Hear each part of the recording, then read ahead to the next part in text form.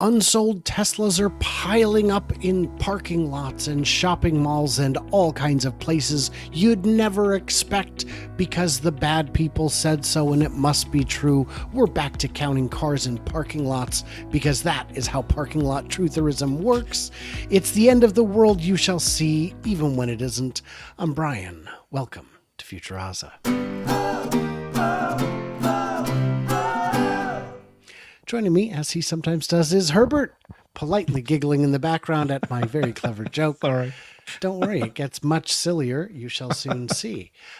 We get these people, and this has been going on since forever. James Stevenson loves to point out when you can see 30 Teslas in one place that haven't been delivered, it's proof that there's no demand and it's the end of the road. And then a week later, that parking lot is empty. The cars have been moved forward or shipped or delivered. And then it's empty, and it's proof that there's no ability to produce enough to sell what people want. It's parking lot trutherism, and it's never true. Someday it could be. We can't rule that out. Today does not appear to be that day. We saw a bunch of Cybertrucks in a parking lot in St. Louis. I didn't see it. It was posted on X. Somebody said, look, 40, 50 Cybertrucks. And then the next person comes in and says, that is kitty corner from the delivery center. And this is where they are dropped off from the train for outbound shipping to nearby sales centers, delivery centers. Mm-hmm. And sure enough, 2 days later, they're all gone. They've been sold. Let's look at this article real quick here. Mm-hmm. And we've got unsold Tesla cars piling up in Australia and Germany. Remember when if you wanted a new one, all you had to do was order it and wait 3 to 6 months for your battery-powered beauty to arrive? Well, those days are gone. News reports, couldn't cite any, are cropping up that claim Tesla has so many unsold cars they're filling parking lots at defunct malls and outside the Tesla Gigafactory in Texas. Of course, no one can confirm any of this since the company refuses to talk about it. So it's interesting. So first of all, right, you're correct, right? And Jeff Lutz, this is his expertise. He knows about manufacturing. He knows supply chain. He knows how this works. Tesla's inventory has fallen. It is industry leading to 17 days. So over this time where they're going, remember those days where you would put an order and you'd wait 3 to 6 months? That shows you that there's this demand and they can't produce it. Tesla has built more factories now. They're able to do just-in-time delivery better than anyone, specifically since they sell direct to consumer. And so this thing about, looking at this month, the parking lot, as you say, or even just this week's numbers, I've fallen for that trap a couple times. And Jeff would remind me, you can't take these weekly China numbers and say it's a big deal. I did a show one time and I just realized, that was, luckily Jeff was there to explain, right? But you don't do the weekly numbers. You don't even do the monthly numbers. Now, Tesla is much more accurate because they are real time and they will adjust their pricing. But it's obviously pockets depending on like you were saying, the location and so forth. So you don't do that. The other thing about the other automakers is that they stuff their dealers. And so you can't take their numbers either. You've got to watch the whole thing and see what's happening in the dealers' lots. And their days of inventory has skyrocketed, like 70 days, 100 days. Some of them are a year. But when it gets to that level, that's when you go, okay, there's something wrong here. But you don't do the weeklies, you don't do the month. And you have to consider how they sell because, selling it to the dealer, there's ways for you to hide and boost up your sales numbers any month, any quarter you want. But then the Tesla is much more precise. They can really dial it in, dial up. Sometimes they'll dial it down for a week and everybody's going to freak out when actually it's just normal maneuvers. It's normal way it's like the spiffs that dealers would do. And how come you don't say anything about that when you hear the spiffs? Because you don't know. You don't know which dealer's doing which spiff, positive or negative. So it's all quite silly. Let's just take the Cybertruck example. They're making in excess of 100 a day. It's probably more like 150 now. If you saw 50 of them in one place, that represents a third of a day of production. That's not what piling up means. And if you see drone footage where the cars are piling up at the factory, check it the next day when the footage comes out, and you'll see they're probably gone. It So reminded me of this one guy that posted this thing on Reddit and says, "Oh my God, Cybertrucks are not selling." He showed a photo. There was 6 outside at the 6. service center. I was like, Larry Goldberg and I were like shaking our head, going, "What? There's like 6 here. Like that's your means signal." a truck just pulled in and dropped them off. That is very funny. That So was funny. I wanted to give some perspective. I wanted to share a absolutely true story. I definitely mean it. It's definitely not a joke coming next, but this is a true story about FUD, fear, uncertainty, and doubt, and the people who spread it and why. A little boy goes into a barber shop one afternoon, and the barber's standing there cutting a man's hair, and the barber says, "This kid is the dumbest kid in the world. Watch this."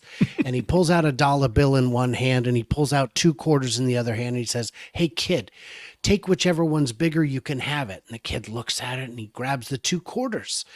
And the guy says, "You sure that's your..." He goes, "Yeah, 2 is bigger than 1." Out the door he goes. And the man gets his haircut, leaves, sees the little boy out there eating an ice cream cone. He says, "Hey, kid, you know that a dollar's more than 50 cents, right?" And the kid goes, "Yeah, of course I know that. But as soon as I stop taking the 50 cents, he'll stop giving me the money." That boy's name was Gordon Johnson. He's been playing the idiot all along. We're the idiots if we believe that he's sincere. He is not stupid enough to believe the things he says with confidence, shouts them even. But he's also not smart enough to play the other side. He doesn't have the skill to be the kind of analyst that you are, or that Jeff is, or that Alexandra is. You guys are smart people. We are smart people. If he tried to cross the fence, he wouldn't have the skills necessary to differentiate himself. So he plays dumb, and he takes the 2 quarters and gets an ice cream cone, as one does. That's the real truth of it. He's not an idiot. He just believes everyone else is.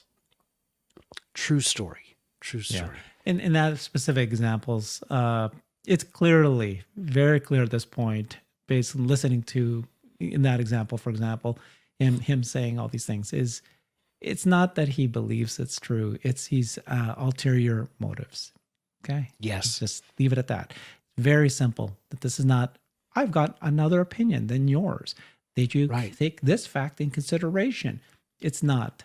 This is, he knows the facts. He's twisting it because he has ulterior motives. There were people who looked at the numbers and arrived at different conclusions than you and I did. And then over time, we compare the results to determine whose methodology is more accurate. And a lot of people learn from those mistakes, and some people don't.